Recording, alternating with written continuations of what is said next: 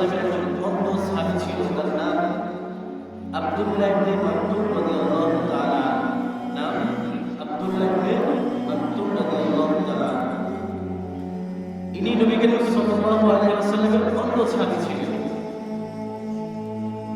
তো আব্দুল্লাহ ইবনে মাকতুম রাদিয়াল্লাহু তাআলা শুধু অন্ধ সাহাবী ছিলেন তাই নয়, তিনি ছিলেন বৃদ্ধ মুরব্বী।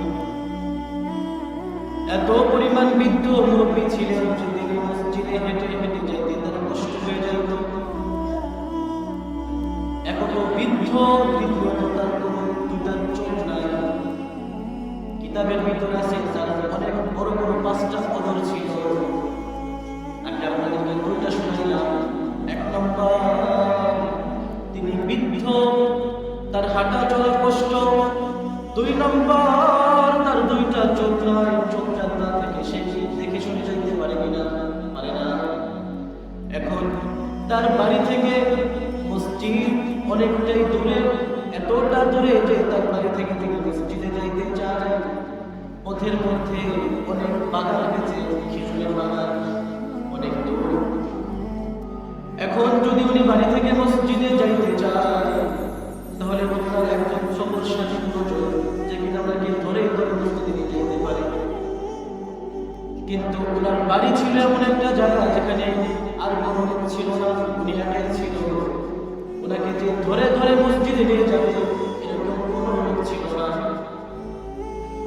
তো অন্ধ সাহাবী এসে বলতেছে, ইয়া রাসূলুল্লাহ, আমি তো অন্ধ, আবার বৃদ্ধ, কিন্তু আমার উপর তো নামাজ ফরজ, আমি তো নামাজ পড়ব, কিন্তু আমাকে আপনি এতটুকু অজর দেন, এতটুকু সাজদা দেন, যে নামাজটা আমি মসজিদে এসে করতাম ওই নামাজটা আমি আমার বাড়িতে করব। নবী করিম সাল্লাল্লাহু আলাইহি ওয়াসাল্লাম বলেন, আব্দুল্লাহ, তুমি কি তোমার কানে মসজিদের বাইরের আযান শুনতে পাও না?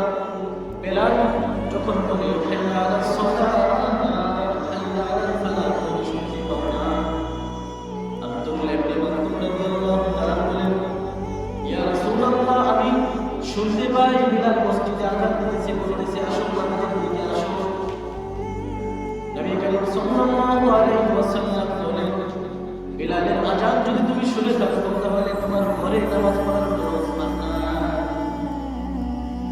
তোমার অবশ্যই অবশ্যই অবশ্যই মসজিদে সেই নামাজের সহিত নামাজ পড়তে হবে। বাড়িতে পড়ার মতো কোনো সুযোগ নাই। যতই সমস্যা থাকুক না কেন, অসুস্থ থাকি না কেন, হসপিটালে শুয়ে থাকি